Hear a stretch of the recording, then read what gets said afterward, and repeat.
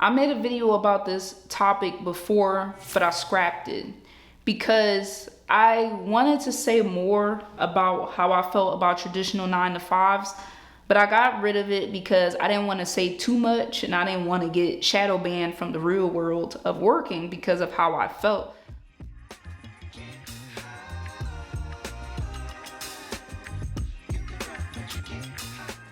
But the longer I work and the older I get, the more that I feel like it's not authentic to me to not share my truth with you guys about how I really feel about working. The reason why I made the title the way it is because some of us are different. Some of us are waking up and dying a slow death going to work. And then there's others who don't want to be there, but it doesn't bother them any either. They don't have any passion or entrepreneurial pursuit. And so they can find the contentment in it. And a lot of that contentment looks the same way for some people, a similar pattern of working hard Monday through Friday, escapism by Saturday and Sunday, thinking about your life on Sunday, returning to work Monday through Friday. It's not the same for the rest of us. First and foremost, I don't have an escape, right? I don't have nothing that can help reset me on a weekend to where I feel comfortable going back to work on Monday. There's nothing. There's literally nothing. I've tried everything. I've tried going out on a weekend. I've tried just having fun and just having some wine on Friday and unwind. See what I did there? Saturdays, just getting out and just saying like, okay, this is my life. But the job is pushing you to only enjoy your life for 2 days. There's also been days where I've gotten out on the weekdays after work because I actually love to do that. When the weather is beautiful outside, I love to go out after work, come home, change, go back out, run the streets. But I'll get in late, I'll be tired, I'll pay for it the next day, I'll be dragging, trying to get through the day, and nothing crazy, not partying. Like last time I went out networking, I didn't do anything crazy. I had one sangria slushy, I was nowhere near intoxicated, but I got home late because I was hungry on the way, and I went to go get something to eat, and by the time I got in and I ate, which I hate eating and going right to sleep, but by the time I got in and I ate, it was time to go to sleep. It was like 11:30ish by the time I got to bed, and I wake up at 4 to 5 in the morning, so I was busted. And work pushes you into those little windows of time to do what you want and need to do for yourself. You got laundry, you got meal prep, you got taking your kids out, you got going to soccer, basketball, whatever practice, you got your side business and your endeavors that you're putting time into, you have friends that you have to spend time with, you have relationships that you can't just put on hold or ignore, especially if you two do different things. Right? If you two do the same things, it helps a little. There's a minor benefit there, but that could be very frustrating as well because that might clash too. So for example, I have a camera, my boyfriend has a camera, we both film, but we share the living room as our working space. And what if I want to work on my projects and he want to work on his projects too? It's a no-go. And that's 2 days to do all of that stuff, let alone if you want to do a deep cleaning on your house throughout the weekend, which is something I like to do. Where's the time? And so what I've come to notice is that despite how other people feel, despite the people that are going to say like, well, in my generation, I did this, or I think you're just lazy because you don't want to work. People don't get it. It's time consuming with very little payoff. And I say that because I have no ownership of my time. I have the 2 funky days that I get to myself to spend time with friends, do laundry, clean, hang out, edit, catch up on the show. It's not enough time. And I'm barely making it. Like, I barely have enough to pay my bills. When you go to work, you need food for work. When you go to work, you need clothes for work.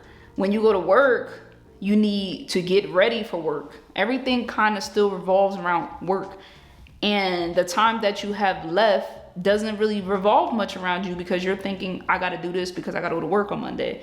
I need to do that because I have to go to work on Monday. It's just, it has so much control over my life.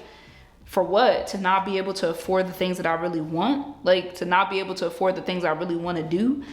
If I want to take off, I have to ask somebody, and I have to plan that in advance. God forbid if something happens before the dates that I asked for off, I still have to try to find a way to make it work. I don't have the time with my family that I'd like. It's not enough time, and that's what you can't get back.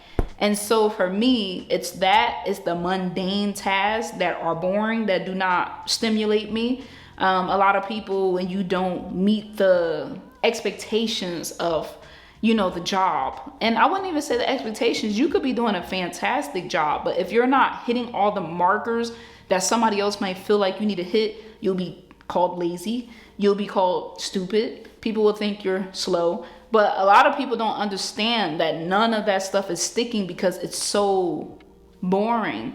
A lot of that stuff isn't sticking because you're a creative, or you're an artist, or you run a business outside of this that just intrigues you so much more, that interests you so much more. So what you have to do is, you got to play the game, you got to shut up, and you got to come to work, and you got to pretend like you love it.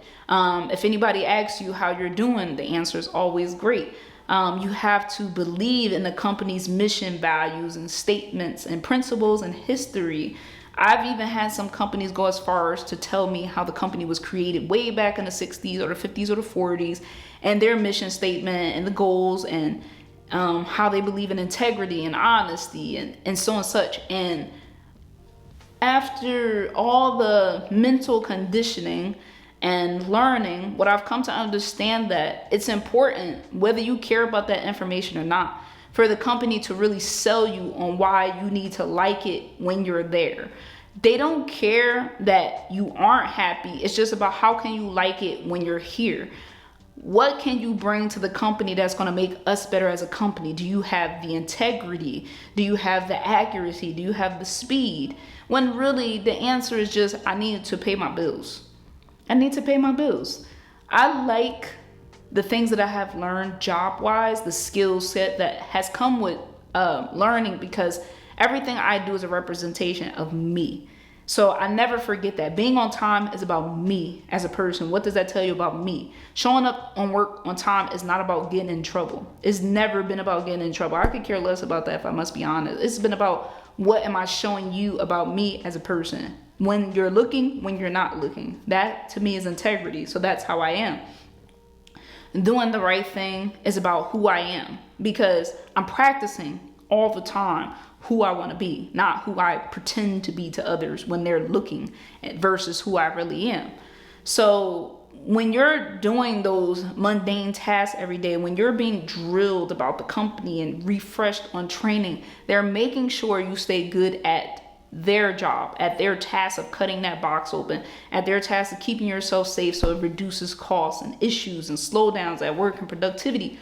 All of it is just constant, I don't want to say brainwashing, because nobody forced you to go to work, right? You're working because you have to, obviously.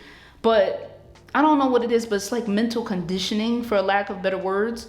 And that's why I feel like it's more dangerous to be stuck, to be content with work, because for 18 years, you're taught about 8 hours of school, learning things that you have to learn for the world, going on time, leaving on time, consequences for not being on time, to live your life like that for another 30, 40 years. And a lot of us, we get out of school and we stop learning because we feel like, okay, when I get out of school, I'll get a job, I'll pay my bills, and that's life. It's not. You mean to tell me that the only time you're going to learn is if somebody makes you, aka school, aka job? Does any of that stuff like make you feel good? Does any of that stuff help you to feel like you're contributing to the world, or, finding your purpose? It doesn't. Like, being able to properly tape up a box is not helping me to serve my purpose in the world. It's really not. And if people want to title you lazy or different stuff like that because you don't love doing those things, then I just feel like they are the ones that are missing out on what's really going on in the world, as well as in people's personal lives, as well as what may have happened to the person before they came to work, as well as how far removed that person might be from the job, because that's not their natural skill. But It's all a game that you have to play, from the talking and communicating with your coworkers, to pretending to always have to be in a good mood, to not really, letting on that you have no interest or desire in growth, or no interest and desire in whatever is going on with the tasks. You just kind of do them. And for me, I kind of try to do them to the best of my ability, or do them well. One, because I don't like my poor working to impact somebody else, to cause them to have to work harder. They might not want to be there any more than I do. So I try to have consideration. Two, which is really number one, is that I don't like being talked to repeatedly. If you teach me what I need to know, I'm going to try to excel in it so you can be quiet, respectfully. I don't want to keep hearing, what I'm not doing right over and over again as an adult. I'm a grown woman. I don't want to feel like a child at work. And there are some people that will micromanage you so bad that they will have to keep talking to you. And there's some people that want to teach you so you could get out of their face as much as you want them out of your face. And that's more so my lane. So I try to get good at what I'm doing so I don't have to bother you or disturb you, or you don't have to bother me. You should only be showing me something I don't know, or talking to me about something maybe I could have done better. But I try to stay out of that. I try to just do what I need to do so I could go about my life and go about my business. The hamster wheel is kind of designed to keep you on it, because after you're done with your 8-hour shift, you need to come home. You need to either shower, clean, prep your food, or whatever. You tell yourself, like I do every day, I'm gonna go in, I'm gonna be productive, I'm gonna edit, I'm gonna do X, Y, Z. I get home, I wash my hands, I clean up, I clean myself, I get to the computer or the laptop, whatever, and I start editing, and I'm literally falling asleep at the table. Literally falling asleep at the table, because I'm so busted. Even if the job is not physically hard, it's used all my mental powers, used all of my best creative thinking time, and I'm just done up after that. So there's been times where it's 6, 7 o'clock and I'm literally falling asleep at the table while I'm editing, and it's some of my worst work, because I have no more energy to really put into doing it the way that I would have had I not been as tired. And I hate it. And I go to work the next day and I feel so defeated, because I'm like, here I am giving you guys more of my time when I've done nothing for myself. And it's not personal. The job is giving you an opportunity to pay your bills barely. They don't know what your financial situation is like, but I mean, you could look at the cost of living and kind of see that people are struggling. So that's why I feel like a lot of companies and managers and people are kind of tone deaf, because they're like, well, this is a job. You have to, and I get it. But what you don't understand is that my shelves are empty in my fridge, or I can't afford to buy this birthday present or this gift for this person, this loved one, or this person I care about. I can't afford to even go see the loved one it's all time consuming, and it's conditioned to kind of keep you on that hamster wheel, just like school. It's the same system. What bothers other people doesn't bother you. Some people be like, oh, I hate coming here, but they really low-key love it. They don't want to admit it to themselves that they have nothing else going on for themselves outside of that schedule or that working life, that they don't want to. And that's perfectly fine. If you don't have a hobby or anything that you're trying to pursue on the side, you can't really say what other people should be doing at work. Of course, you need to come to work and do your job. And that's why for any of you that are struggling with work because you hate it so much, go to work and do your job. Don't make it harder for yourself by resisting. It's not going to help you. If I must be honest with you, you got to play the game. It's not going to help you. You can resist by taking that energy, that pent up energy, and using it outside of work to drive you. But don't try to go to work and be like, well, this isn't where I want to be. And you need to understand that you're going to lose every time, because they will find somebody else.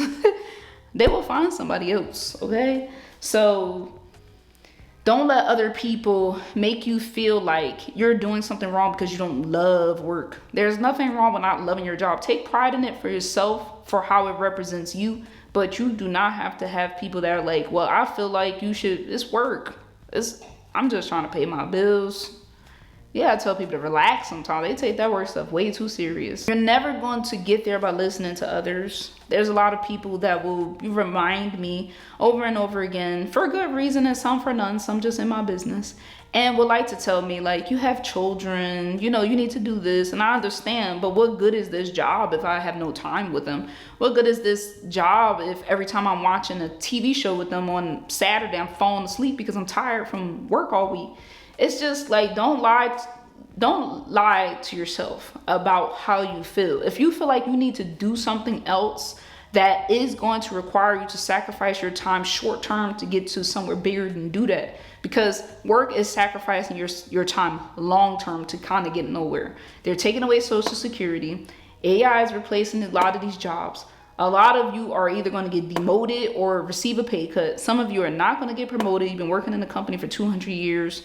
You just got to start to be realistic about what you want. It's not about what anybody else wants. It's about what you want. If you wake up and you love going to work and it doesn't bother you and you enjoy what you do on a day-to-day basis, that's fine. But for a lot of us that don't have a career that we're passionate about, and we just found some random job where we're doing some random stuff, you're not going to be happy coming to work every day because there's no passion, there's no purpose behind why you're doing it. And that's perfectly fine. That discontentment is going to help you. It's going to be your driving force. Let it be your driving force. And in conclusion, guys, life is full of so many regrets. I read a lot of people's dying wishes and regrets on their deathbed. And a lot of people wish that they would have pursued what they were going to pursue because the time was going to pass anyway. Don't be afraid to take those leaps. Don't be afraid to be smart, logical, strategic, and you're planning because you have a family or you have obligations or responsibilities, but never be so strategic and planned and calculated that you never take the necessary risks. Never spend your life listening to other people about your life, because what I've learned is that most of the people will tell you not to do something that they're gonna go do themselves. You looking like a damn fool. Enjoy your life, your one and only life, doing something you love. Like, I have so many passions, I have so many things. I already know what my purpose is. Nobody else can tell me what that is. You can talk until your face turns blue about me being lazy, about me not wanting to work, about me trying to take the shortcut, which is actually the long cut, because working for yourself is harder. It's a harder process. Nobody's leading me and telling me what to do. There's ups and downs, there's failures, there's no set system, there's no team, there's nothing. So don't let anybody trick you into believing that something you're doing is wrong to where you hit 40, 50 and you're just full of regret. If I must be honest, a lot of these jobs just don't pay enough to sustain a regular lifestyle. I can't just work for a company for 2 years to be able to afford 1 week vacation that I have to come back and be in debt behind. What kind of quality of life is that? You have a car that you spend majority of your time parked in the parking lot of the job, and on the weekend it's parked because you don't have gas to go nowhere. That ain't it. That ain't it at all. It ain't for me, I'll tell you that. So I'm wishing you guys the best of luck. I hope you found this video valuable. I hope you guys know that I'm really rooting for you in whatever business or endeavor, hobby, whatever you're trying to pursue. Let me know. I'm here to talk about it. I want to know what you guys are interested in. And this was one of my best videos because I could really relate to that slow death that comes with going to work. So I'll see you guys later. I'm wishing you guys the best of luck, and I'm out.